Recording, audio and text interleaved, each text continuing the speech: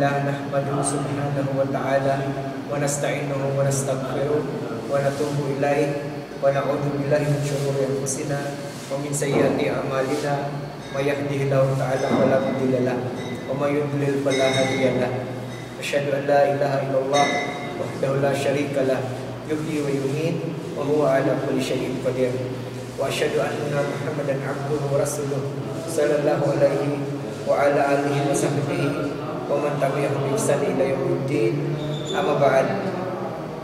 Lahat ng papuri ay para kay Allah lamang. Purihin natin siya. Sa Kanya lamang tayo magpakukup laban sa kasama ng ating mga sarili at gawa. Sa Kanya rin tayo mamaluglob, hingin ng tulong at gabay.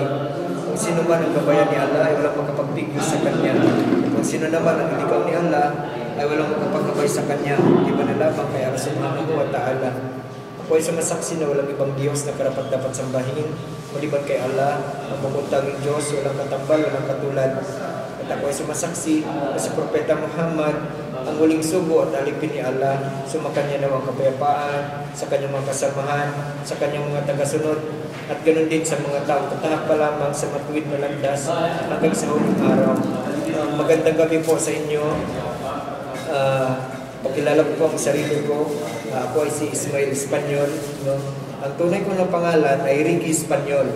Okay? Dati akong Romano Katoliko. Ako ay sakristan dati. Ako ay nagiging protestante. Nagiging Iglesia ni Cristo. Nagiging born again, Baptist, Foursquare, SDA at iba pa.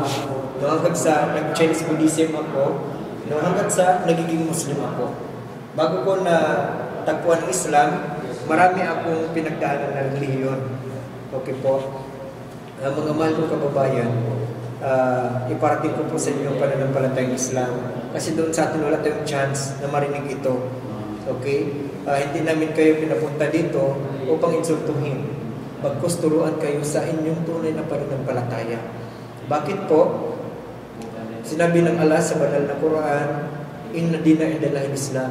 Sabi niya, katotohanan, sa reliyon, sa paningin ni Allah, ay Islam ang kanyang ibinigay na reliyon sa mundo. Unang-una, si Adan ay Muslim. Si Eva, si Noah, si Abraham, si Jesus, si Moises, si David, si Solomon, si Ismail, si Jacob, si Muhammad, peace be upon them all. Sila ay mga Muslim. Okay? Ano bang ibig sabihin ng Islam? Okay, ang Islam is submission to the will of God. Okay? Yung pagsuko sa kalooban ng Diyos. Okay, kailangan natin ay suko natin ang ating mga sarili sa kalooban ng Diyos kaysa kay Satanas. Okay, kayo, saan kayo suko? Sa kalooban ng Diyos o kay Satanas? Sa Diyos, di ba? So ngayon, yun ang Islam ng pananampalataya. Okay? At ang matawag na Muslim, hindi yung Arabo na nakikita ninyo sa inyong paligid. Hindi ibig sabihin kapag Arabo siya Muslim na. Okay, hindi ibig sabihin kapag Pakistani siya Muslim na.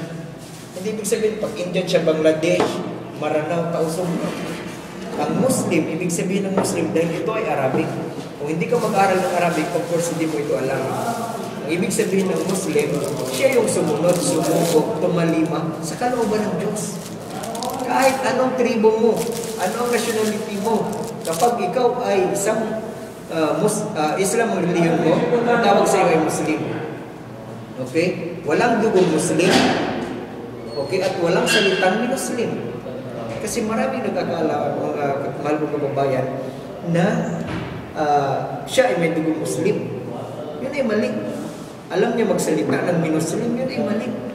Walang Muslim language. Walang Muslim blood. Kundi ang blood type natin, anong blood type mo? See? Oh. Kayo po.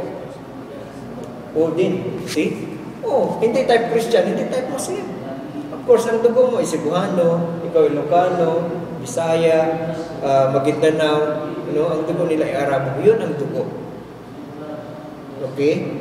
So, hindi yung dugong Muslim na, kung taga Mindanao, Muslim na. Yun ay pagkakamali. Ha? Diba, taga Mindanao ka, bro?